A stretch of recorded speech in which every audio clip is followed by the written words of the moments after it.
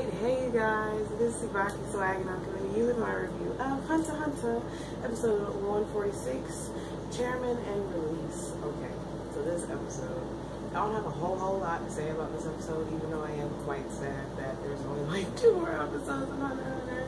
My girl, I was like, I caught up just for it to end this soon already, but it's whatever. So anyways, this episode, finally gone after not seeing his father for most of his life. He finally gets to see him again, and he talks to him, and he starts crying and was talking about I felt bad because I probably shouldn't have laughed, but he was talking about how it was his fault that Kite's a girl now, and he was the reason why Kite got killed or whatever, and Jing actually looked flustered. I was surprised too. Like, he honestly didn't know what to do because this like little kid in front of him is crying his eyes out. And then he finally triggered something for him to get really stern and tell him that no, it wasn't all his fault. It was Kite's fault for underestimating the Chimera ants, but it was also his fault for being too weak. So he told him that he needs to go and apologize to Kite, not apologizing to him. So Gon was like, okay, and he was going to go apologize to Baby Kite, and everybody just started jumping on, like literally just like narking on Jing and telling him that he needs to go with him, that he's his father, he's a horrible father, blah blah blah, and Jing just like everybody, man. Like, it was ridiculous. He just went in on everybody was beat up by the end of the episode. But, like, in the midst of all that, Paristan was still, like, right before Gon left, he told Gon that they were in the middle of an election, so nobody could leave. So Paristan asked Gon who would he pick out of him or Leorio, and Gon was like, well, I pick you, pointing at Paristan, and Paristan was like, you won't vote for your friend, and Gon said that Leorio wants to be a doctor, so he can't be chairman, and everybody was like, oh, okay. So Paristan became new chairman. Then he appointed Cheadle as his vice chairman and then resigned. And we were just like, you went through all this ish just to resign and then give it to Cheadle anyway, so you might as well just appoint her vice chairman.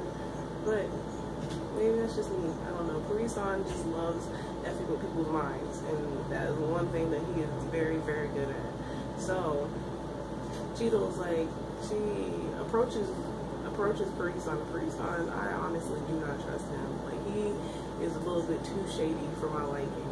But she approaches him and asks him why did you do all this stuff, and he pretty much was just like, the reason why he wanted to be vice chairman was because he wanted to toy with Netero, but every time he did something like that, Netero would just smile and be happy, because that was what Netero wanted.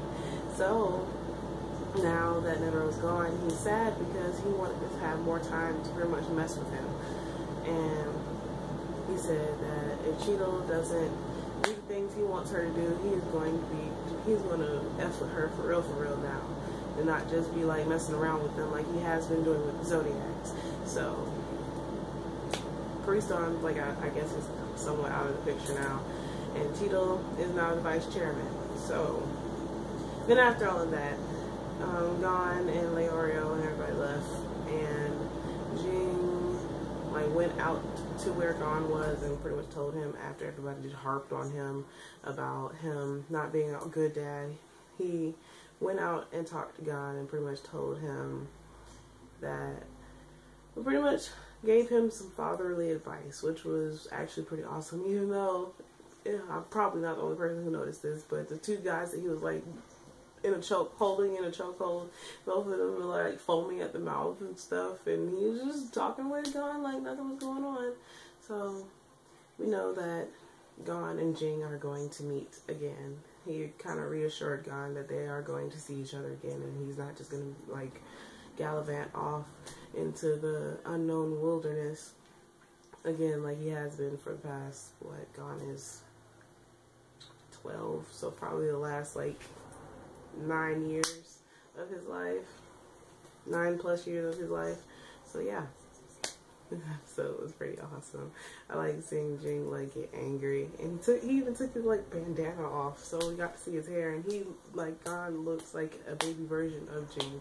The only difference is Jing has like little peach fuzz, and his eye shape is different, but God looks just like his father. Like, it's ridiculous how much he looks like his dad. But I want to see what his mom looks like, and we were supposed to find out about his mom like soon, according to the manga, but we see where that went. So yeah, anyways, this episode is awesome. So I know I'm like really late. I didn't have time to put it up yesterday, and when I got home it just wasn't happening. So better late than never.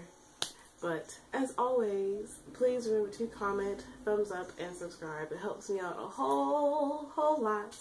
And this is TsubakiSwagg saying adios. Okay, I'm just going to throw this in there probably at the end of the video.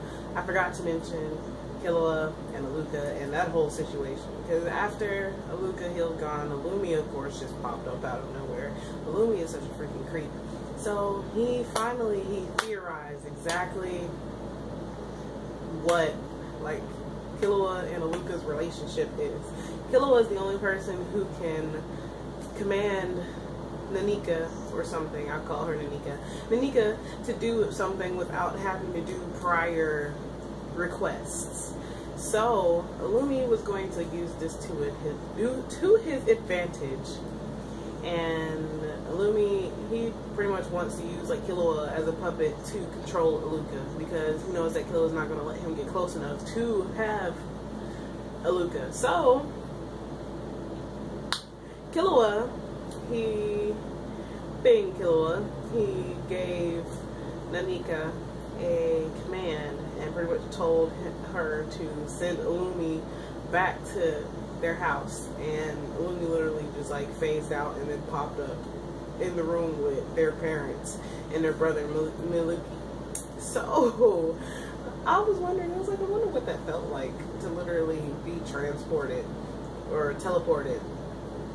But I also see that this is not going to be the end of Illumi trying to control Nanika and Killua. But it was so sad. It was like, oh, Killua. He pretty much told Nanika that she wasn't allowed to come out anymore, and then Alluka got mad, so Killua apologized to both, and he made the ugliest face I've ever seen in my life. But it's okay though. And then after all of that, Killua's mother told Tsubone that she lists the restrictions on him, so now Killua should be able to roam freely with Alluka. And Tsubone was crying. It was just like, oh, it was so sweet. I wasn't ready. I don't know how I forgot about that part. That part was awesome. So things are about to get really, really interesting. So now I'm gone. So this is TsubakiSwagg saying adios.